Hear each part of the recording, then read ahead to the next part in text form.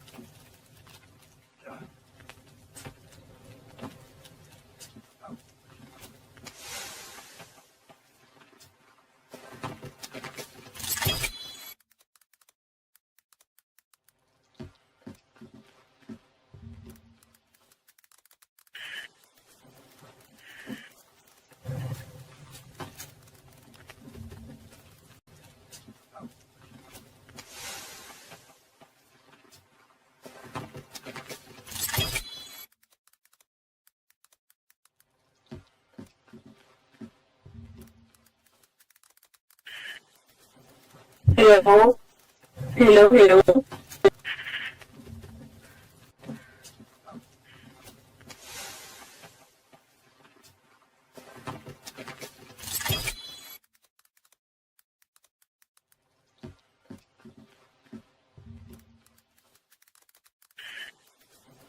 hello, hello, hello, hello,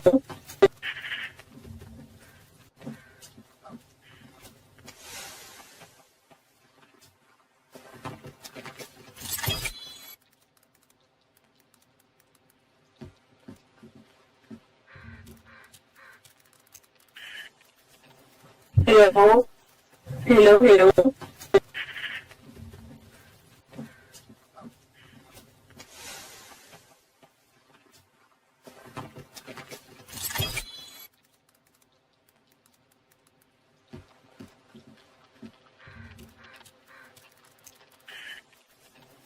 hello, hello.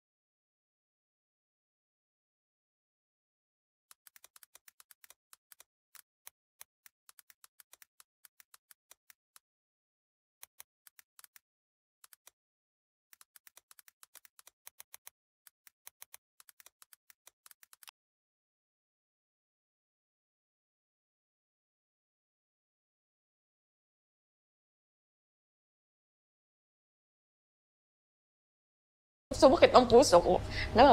At some point, every streamer has dealt with it. Pixelated, blurry, grainy, low-quality streams that just look unpleasant to watch. If you're not a tech wizard, it can be extremely frustrating to try and fix, but then you load up your Twitch page and bam, it's unwatchable. But today, in this big bad problems, with just a few simple OBS changes. Let's get started. Firstly, let's talk about the pixelation, or the blur, or panning the camera really fast, or it could be a consistent issue. Now, I'll be honest, I struggle with this issue myself. Some of my earliest streams, especially my Skyrim ones, suffered from really poor visuals and these weird artifacts, especially when moving the camera fast or entering forest areas of the game, is directly related to your bitrate. Now, when you stream to YouTube or Twitch, your bitrate is what dictates how much data you are sending to their servers. In essence, the higher your bitrate, the nicer the stream will look. The lower the bitrate, the worse your stream could look. In OBS, the data that you're transmitting is measured in kilobits per second. And if the value you enter is too low, this can result in the blurriness or the pixelation that you see in your streams. Twitch, you see the issue. It's because you're transmitting that data. It's the bitrate. Now, here you can see what this stream of Fortnite looks like at just 1,000 kilobytes per second. Now, at 1080p, 60 FPS, this stream is basically unwatchable to me. You can barely make out anything as I run around and blow up some cars, and it just doesn't look good. However, you'll notice that if I stand still in a pretty calm environment, the visuals improve slightly. This is because when there's nothing happening on screen, your encoder doesn't need to transmit extra data. It can simply tell Twitch to hold on to the current frame it has and just make tiny tweaks if necessary. That's what the keyframe setting in OBS relates to. Every time a keyframe occurs, regardless of on-screen content, the encoder will generate a brand new frame to send to Twitch. This is to prevent smear if you don't example. So in OBS, you can even see the keyframes popping up in this example. You can see a significant improvement in the quality of the stream. And when I run around, no more pixelation. Or at least significantly reduced pixelation. So great, problem solved. We should all just crank our bitrate up to 1,000,000 and just have crystal clear streams, right? Well, no, and it's for a couple of reasons. Firstly, you need to take your network's upload speeds into consideration. If your upload speed is too low, and you set your bitrate way too high, this can cause a lot of issues that are annoying for your viewers, like stuttering, dropped frames, or complete disconnections. Additionally, Twitch and YouTube actually have caps for how high you can set your bitrate in OBS. For non-partners on Twitch, this value is kind of low at 6,000 kilobytes per second, and while you can technically go past this value, it's really not recommended unless you're a partner, and it can cause some issues for you in the long run. For YouTube, however, the bitrate limit is much, much higher, at a staggering 51,000 kilobytes per second. Now, if you want to make sure that the bitrate you set is perfect for you, you're going to need to determine your network speed. Now, there are many websites for determining this. You can use speedtest.net, that's typically the simplest one, but there are many other options out there. On my network, my upload speed tops out at about 20 megabytes per second. Next up, check what your streaming platform recommends you use for your encoder settings. Now, I typically stream on Twitch, which, by the way, if you'd like to watch me live on Twitch, you can check out my Twitch channel, TechnoBeaver, link in the description. Now, Twitch recommends that if you're going to be streaming at 1080p 60 FPS, that you use a bitrate of 6,000. Now, since I know my network can handle that, and I have so much headroom for, Discord and the game to actually operate, I should have no problem. I'll set my bitrate to that, I'll leave my rate control at constant, and YouTube and Twitch recommend for your encoding settings for specifically what resolution and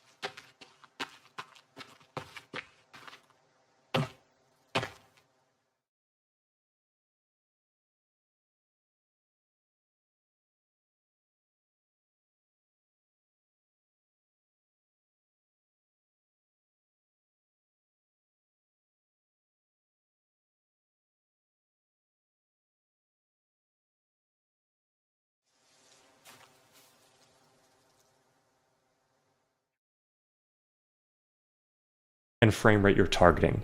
Now, if your network upload speeds aren't high enough for the bitrate, resolution, and frame rate that you're targeting, you're going to need to drop your settings, especially if you want to maintain a solid connection that won't result in dropped frames or disconnects. Again, refer to the provided documentation in the description below.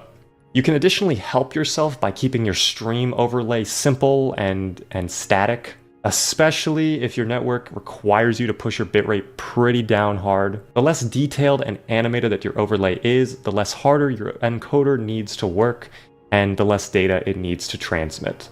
It's not going to be a huge help, but any improvement is an improvement.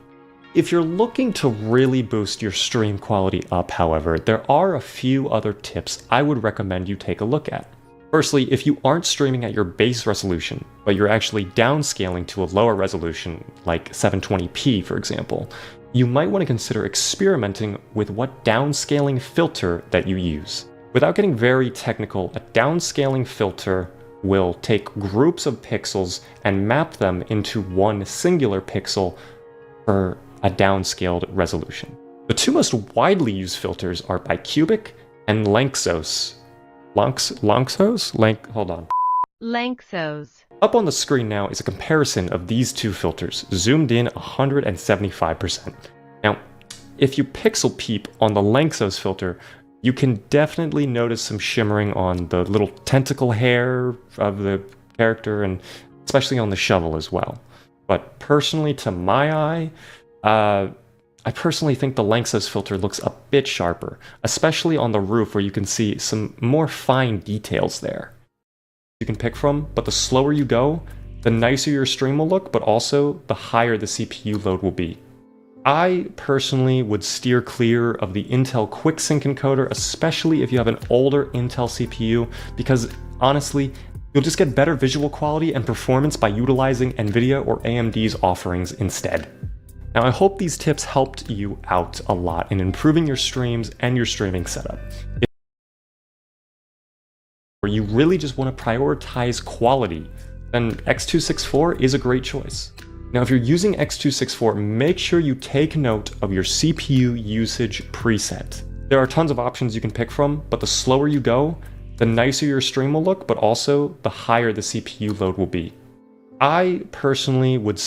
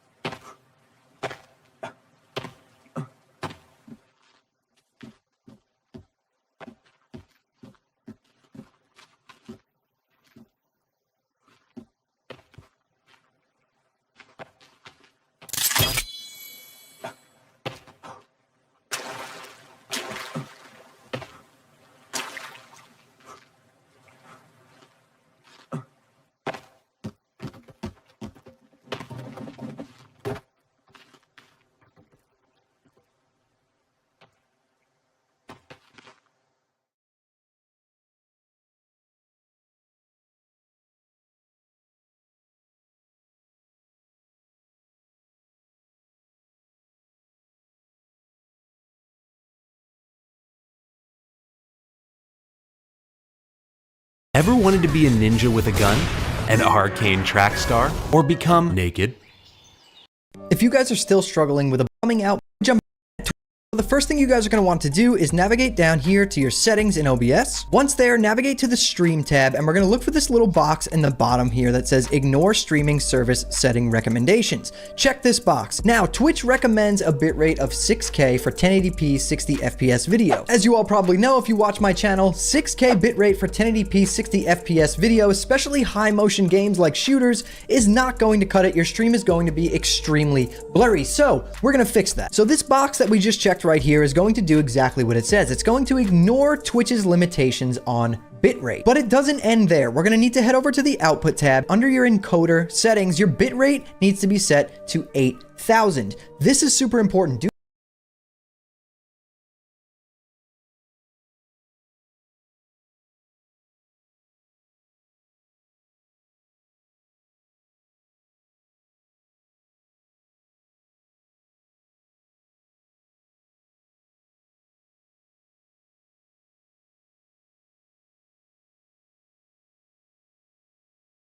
Do you want your gameplay recording to look as crisp and smooth as this? Well, today, our boy 4B is going to set, I'm recording with our OBS right now here.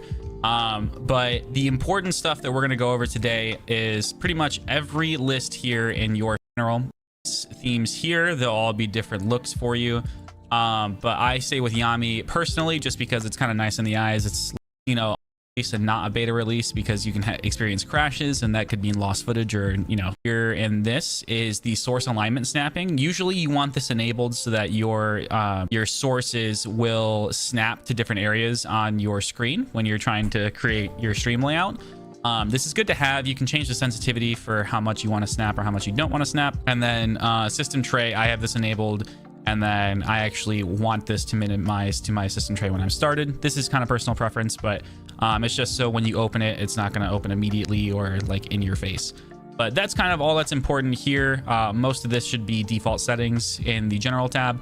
Now for your stream tab, this isn't really important. This is just connecting your account to whatever streaming service you want to use. Now I will say I use Twitch personally, but you can also go to go to custom and set up like a specific server to go into. Like if you're using Restream and want to stream to multiple platforms, that's the way you would do that. And then what I do is I check this ignore streaming service setting recommendations so that it doesn't cap out at this this number here. So you can actually go over that and it'll ignore the recommendations. Now, the output tab is what's important. So this is what we're going to be going over with the streaming and recording tab, and I'll even go over replay buffer with you guys as well. But for streaming, I am on a single PC setup personally right now. So I am running a pretty high-end system, but this is going to be for just about every system with explanations as to why. Now for streaming, we're going to go with CBR rate control here. We do not want to use TQP VBR.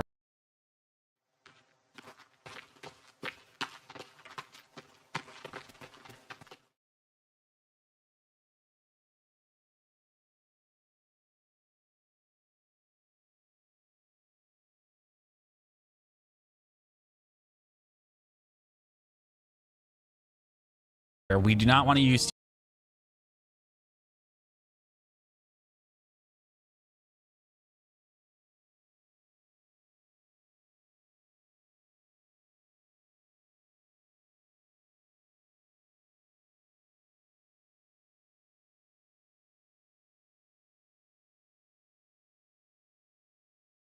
we do not want to use